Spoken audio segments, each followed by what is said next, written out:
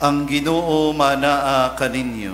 Manausap kaninyo. Kinutlo gikan sa santos nga ebanghelyo sumala ni San Juan. Himayang ikaw o Ginoo.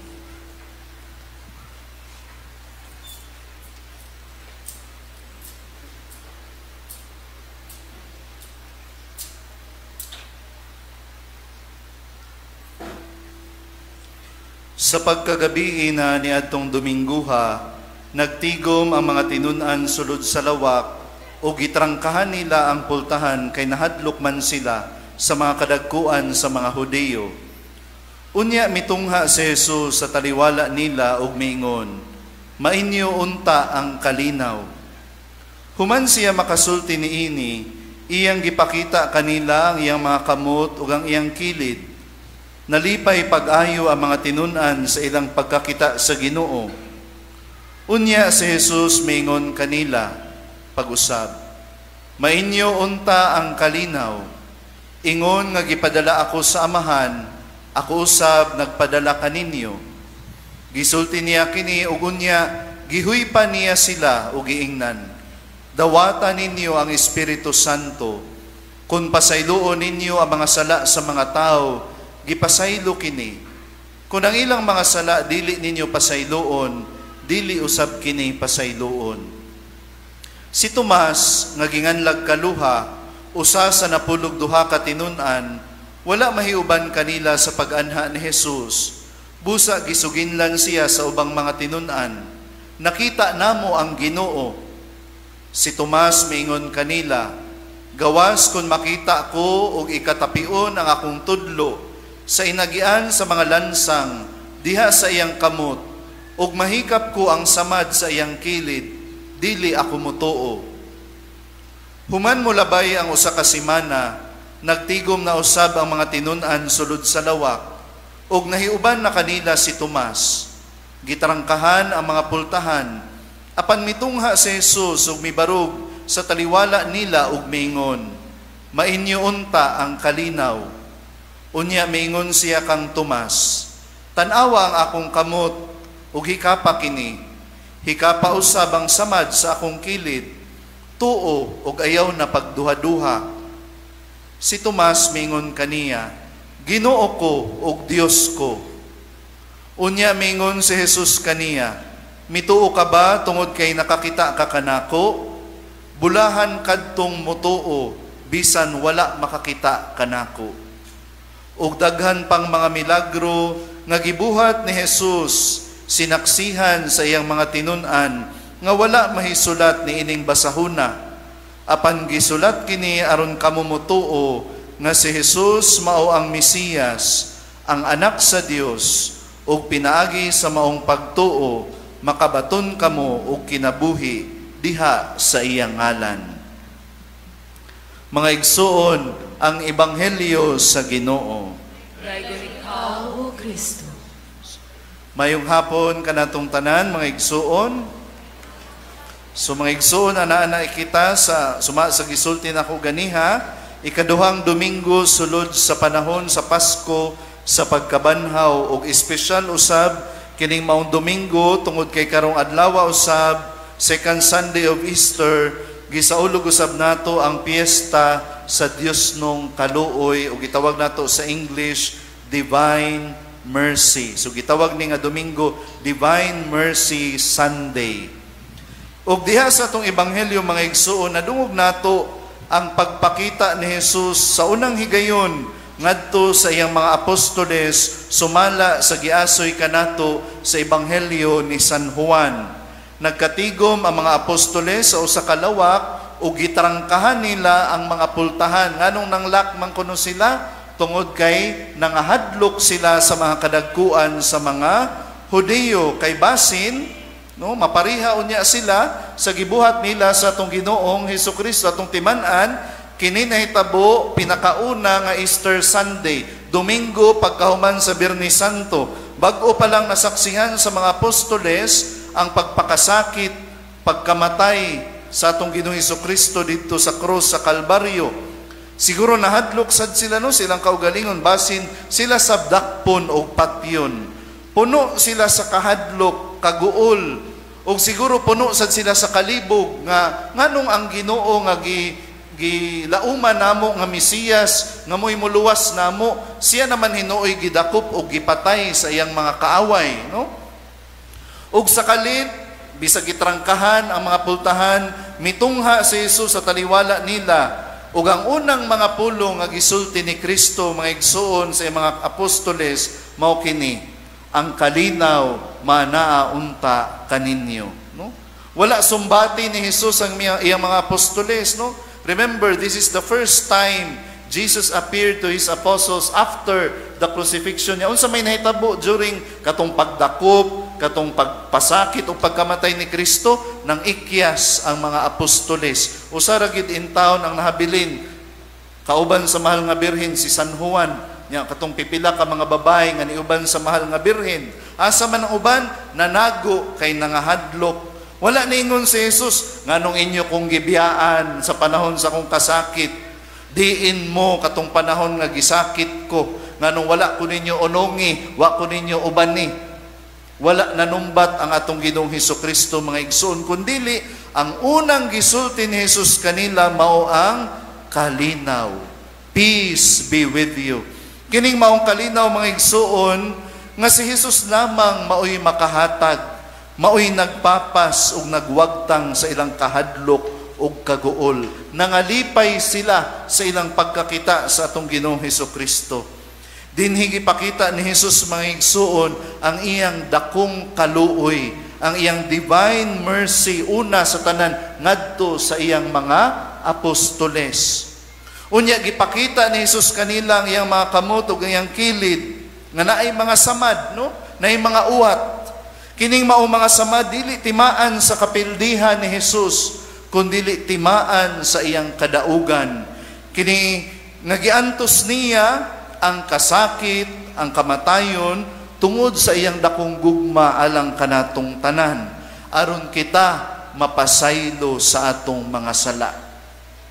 So kanang mga samad sa Ginoo timaan sa iyang dakong gugma kanato mga igsuon nga iya nang gi-undergo ang tanang kasakit, paglatos, pagpurong-purong sa tunok, pagpasan sa krus, paglansang sa krus, pagduslak sa iyang kilid tungod ug alang kanato para kita mahugasan ta sa atong mga sala ug aron makasulod ta sa gangharian sa iyang amahan didto sa langit. Mao kini mga igsuon ang kahulugan nining piyesta nga atong gisaulog karon, ang divine mercy, ang Dios nung kaluoy nga wala gyud kinutuban ang gugma ug kaluoy sa Ginoo para kanato. Ug dili lamang kana, gibuot pa gyud ni Jesus nga konkreto nato nga matagamtaman o ma-experience ang iyang Dios nung kaluoy. Sa iyang pagpakita sa iyang mga apostoles, mingon ang Ginoo sa kanila, no? Sama gipadala siya sa amahan, gipadala usab niya ang iyang mga apostoles, ug unya iyang gihuypan. Unsa man to'y gihuyop sa Ginoo, dili ra to iyang gininhawa, kundi mao ang Espiritu Santo. Ningon ang Ginoo, dawatan ninyo ang Espiritu Santo. Nya napagisumpay ang mga sala nga inyong pasayloon, mga sala sa mga tao nga inyong pasayloon usab. Ang mga sala nga dili ninyo pasayloon, dili usab pasayloon. Unsa may kahulugan niini mga igsuon? Niadtong higayon na mga igsuon, gitukod ni Kristo ang sakramento sa pagkumpisal, no? Mao na nga mangumpisal ta og pari nganuman kay si Kristo mismo ang naghatag og otoridad sa iyang mga apostoles sa pagpasaylo o dili pagpasaylo sa mga sala, no? Kung nagiawhag kita sa simbahan, labi na sa panahon sa Kwaresma nga kita mangumpisal. Usa kini ka maanindot kaayo nga regalo sa nabanhawng Ginoo ang sakramento sa kumpisal nganuman kay diha sa kumpisal atong masinati sa konkretong paagi ang Dios nung kaluoy, ang mercy sa Ginoo nga kay kung mo direct tugad ka, oo pwede, Lord pasaylo ako sa akong mga sala, pero mahadlo ka oy kung naimuhunghong nimo kalit sa imong pag-ampo, gipasaylo ta ka anak, no? Basig nagutman lang ka, no? Pero diya sa kumpisalan, madungog yun nimo sa imong dunggan, nga isulti sa pari diya kanimo, I absolved you from your sins. Gipasaylo ta ka sa imong mga sala. Pero dili ang pari ang naghatag og pasaylo, kundi si Jesus mismo. Muna sa pagpakita ni Jesus mga igsuon, ngadto kang Santa Faustina Kowalska sa Poland, nisaad gayud ang Ginoo para nining adlawa. Kay si Jesus may nihangyo, no? Pinaagi ni Sister Faustina nga sa ulugon ang piyesta sa Dios nung kaluoy, ikaduhang Domingo pagkahuman sa Easter Sunday. Unya unsay saad sa Ginoo, ingon ang Ginoo kang Santa Faustina, ang sibisan kinsa kuno nga tawo nga mangumpisal og mukalawat sa piyesta sa Dios nung kaluoy, tanang sala niya pasayloon, no? Apil na ang temporal punishment due to sin. So nindot kaayo mga igsuon ang saad sa Ginoo, nganuman kay dako kay ang iyang gugma diri kanato, no? Usahay sama usab kita sa mga apostoles, no? Aduna usab kitay kahadlok, kaguol, usay malibog sadta, usay makasala ta, no? Usay sama sa ta ni Tomas, nagduha-duha sa atong pagtuo, apan kita gipahinumduman karong adlaw mga igsuon. Ang regalo ni Jesus kanato mao ang iyang kalinaw ug kaluoy. Ang iyang kalinaw mo'y magwagtang sa atong mga kahadlok ug kaguol ug kalibog, ug ang iyang kaluoy mo'y magpapas sa atong mga sala. Ang kaubos sa atong kaugalingon, ug dili ta mahadlok o mauwaw nga moduol sa Dios nung kaluoy ni Jesus. Tungod kay wala sa ilaing gusto, kundi ang mapaduol ta diha kaniya sa iyang kasing-kasing, no? Nga naghinulsol ta sa atong mga sala, o kung maghinulsol ta, iya gayud kitang dawaton o pasayloon. Ang iyang gugma mga igsuon o kaluoy, masama nato sa kalapad sa dagat, no? O gusto niya nga ibukbo kining tanan nganhi kanato. Ablihan usab unta nato ang atong mga kasing-kasing aron dawaton kini mga igsuon. Moduol unta kita sa tuburan sa iyang kaluoy, kay siya nagahulat kanato nga abli ang mga bukton aron sa pagdawat ug pagakos kanato. Amen. Palihog manindog mga igsuon, ug karon atong ampuon ang nasudnong konsagrasyon ngadto sa Dios nung kaluoy. Labing maluluyong Jesus, ikaw ang naong sa kaluoy sa Amahan. Tungod sa kaluoy gitawag mo kami nga mahimong maluluyon sama sa Amahan, mao ang misyon nga imong gitugyan kanamo. Uban sa hingpit nga pagsalig sa imong walay kinutubang gugma, gihalad namo ang among tibuok kaugalingon nganha kanimo, ug ibutang ang among kaugalingon ubos sa panalipod sa imong maluluyong nga pag-atiman. Gihiusa namo ang among kaugalingon sa imong hingpit nga halad, uban sa Espiritu Santo ngadto sa Amahan, aron kami mahimong hingpit nga maumol ngadto sa imong pagka maluluyon.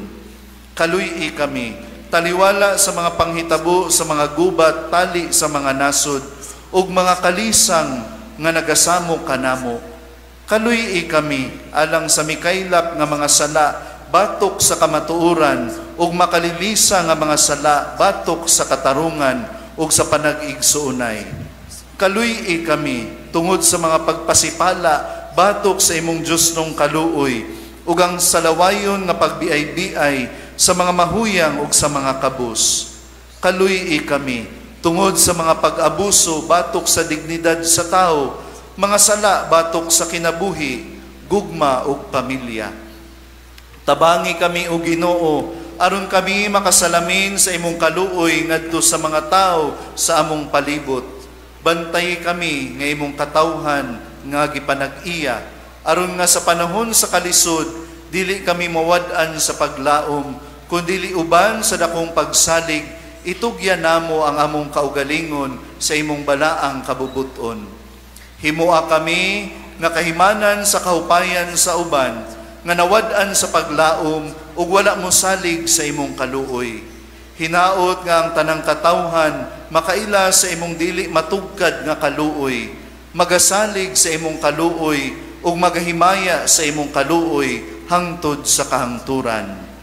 Jesus, Hari sa kaluoy, misalig kami kanimo, imuha kaming tanan. Amen. Amen. Parihugmang lingkod para sa ofertoryo.